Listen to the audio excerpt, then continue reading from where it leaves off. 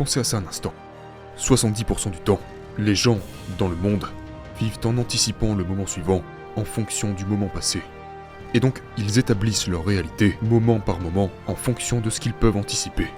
Anticiper le prochain moment prévisible. Et donc, les hormones du stress influencent nos sens, et nos sensations s'intensifient lorsque nous sommes sous l'effet du stress, et nous devenons matérialistes. Mais lorsque les gens commencent à surpasser cela, mon Dieu, ils brisent toutes leurs barrières mentales, et ils atterrissent dans cette zone mentale qui est parfaite pour la création. Il ne s'agit donc pas de votre richesse, ni de votre santé, ni de votre liberté, mais de qui vous devenez.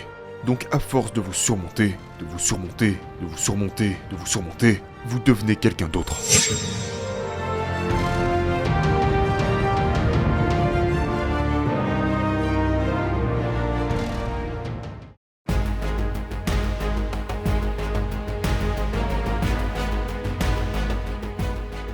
La majorité de nos pensées et de nos sentiments sont connectés à notre sexualité, à notre victimisation, à notre culpabilité, notre souffrance, à notre honte, notre indignité, nos doutes, ou à notre importance, ou encore à nos peurs, notre colère, notre frustration, notre haine, nos jugements. Ce sont les 3 premiers centres hormonaux du corps. Et ces 3 premiers centres ont tout à voir avec notre survie. Et ces centres sont des consommateurs d'énergie, qui mènent à l'orgasme, la digestion, le stress. Ce sont de grandes quantités d'énergie que nous puisons dans notre force vitale, dans nos ressources de lumière et d'information. Transformons ça en chimie. Vidons littéralement notre corps de son énergie. D'accord ? Donc, vivre comme cela à court terme est acceptable parce que le corps peut revenir à l'homéostasie et restaurer tout ça, mais lorsque nous puisons continuellement dans notre corps, nous n'avons plus assez d'énergie pour la croissance et la remise en état.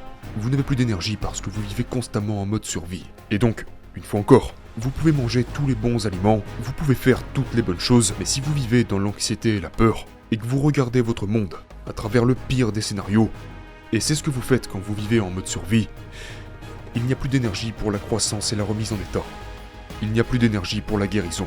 Donc, la majorité de nos pensées sollicitent certains circuits du cerveau qui sollicitent une autre partie du cerveau, le cerveau limbique. Les neuropeptides sont des messagers chimiques qui sollicitent nos centres hormonaux. Donc maintenant, quand vous réfléchissez, vous stockez cela sous forme d'énergie dans ces centres énergétiques. Mais si vous êtes en mode survie, pour quelle raison voudriez-vous ouvrir votre cœur ? Ce n'est tout simplement pas le moment d'ouvrir votre cœur. Si vous êtes poursuivi par un T-Rex, ce n'est pas vraiment le moment de méditer, ce n'est pas le moment d'apprendre, ce n'est pas le moment de se connecter à l'univers, ce n'est pas le moment de communiquer, ce n'est pas le moment de s'asseoir et d'aller à l'intérieur de vous, ce n'est pas le moment d'être vulnérable, c'est le moment de courir et se cacher. Je pense que notre survie a été très adaptative. Parce que si vous êtes poursuivi par un T-Rex, vous n'allez tout simplement pas attendre qu'il arrive et dire « Oh, mignon petit dinosaure, je veux juste te caresser ». Ce n'est pas approprié. Ce n'est pas adapté. La peur est adaptative. Vous fuyez l'inconnu. Vous fuyez les défis, n'est-ce pas ? Donc, si vous vivez en mode survie, vous avez de meilleures chances de survivre. Si vous fuyez l'inconnu, et au passage, lorsque vous êtes en mode survie, en ce qui concerne les potentiels infinis dans le domaine quantique, et vous commencez à vous préparer émotionnellement au pire des cas, parce que en faisant ça, vous avez de meilleures chances de survivre si vous vous préparez au pire. La plupart des gens passent toute leur vie à penser au pire des choses, et à les embrasser émotionnellement. Pendant que vous prenez une pensée et une émotion, ou une image et une émotion, vous modelez, vous conditionnez votre corps, dans quoi ? Dans l'anxiété, et dans la peur. Et puis vous continuez à faire ça encore et encore, encore et encore, et donc votre corps fait de votre esprit un esprit apeuré.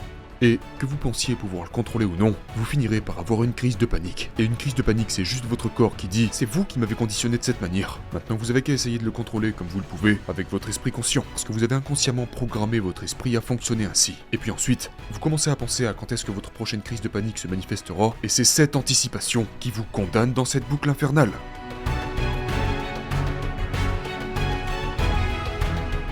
Pensez à ça un instant. 70% du temps, les gens, dans le monde, vivent en anticipant le moment suivant, en fonction du moment passé. Et donc, ils établissent leur réalité, moment par moment, en fonction de ce qu'ils peuvent anticiper. Anticiper le prochain moment prévisible. Et donc, les hormones du stress influencent nos sens, et nos sensations s'intensifient lorsque nous sommes sous l'effet du stress. Et nous devenons matérialistes, nous resserrons notre attention sur le danger. Lorsque vous vous concentrez sur le monde matériel, quand vous faites ça, ce que vous faites c'est que vous placez toute votre attention, vous activez toutes vos hormones du stress, vous placez toute votre attention sur votre corps. Si vous êtes pourchassé par un T-Rex, vous feriez mieux de faire attention à ce que vous faites de votre corps. Mais lorsque les gens commencent à surpasser cela, mon Dieu, ils brisent toutes leurs barrières mentales. Et ils atterrissent dans cette zone mentale qui est parfaite pour la création. Et ma définition de la création, c'est quand je m'oublie moi-même. Là, vous êtes libre. Et donc, certaines personnes y arrivent parce qu'elles le pratiquent, et d'autres personnes n'arrivent pas à aller au-delà de leur dépendance à certaines émotions, qui signifie que leur esprit est toujours dépendant de leur corps. Donc si vous êtes assis en train de méditer, et que votre corps vous balance une pensée qui vous dit « T'es juste un perdant, tu ne changeras jamais, c'est trop dur, pourquoi ne t'arrêtes-tu tout simplement pas ?» Sauf que vous êtes conscient que c'est votre corps qui vous dit ça, et vous devez juste être capable de lui répondre. On va continuer cette méditation. On va rester assis là, et continuer à appliquer la formule. Puis votre cerveau recommence, il pense à tous vos emails, etc.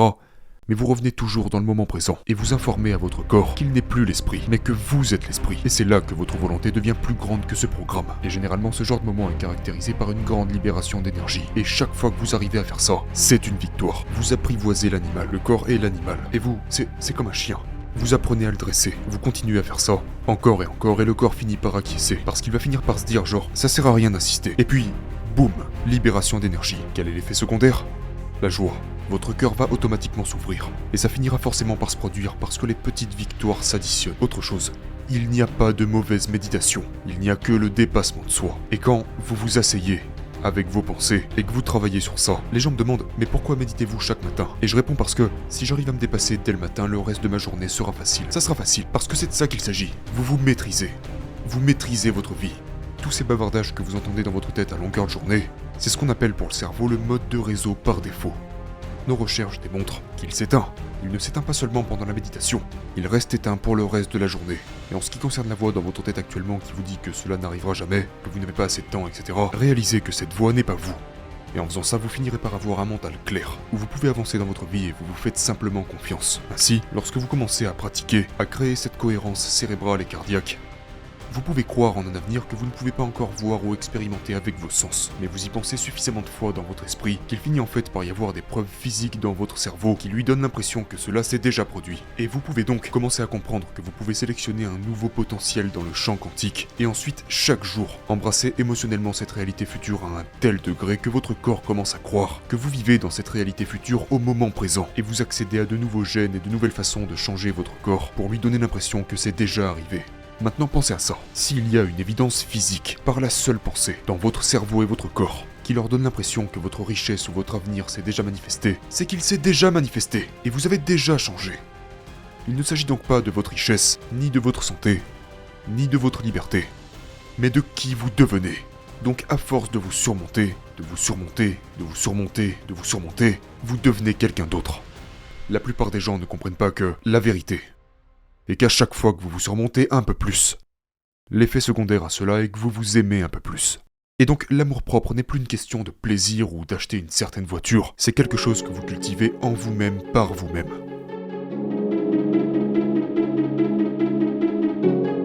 Imaginez-vous vous sentir si complet qu'il vous est impossible de vouloir plus. Je veux dire, comment pouvez-vous vouloir davantage quand vous êtes complet, parce que vous avez l'impression que vous avez tout ce qu'il vous faut. Maintenant, quand vous atteignez ce point, c'est là que la magie opère, parce que maintenant, vous êtes digne de recevoir. Et l'univers nous donne toujours seulement ce que nous pensons être dignes de recevoir.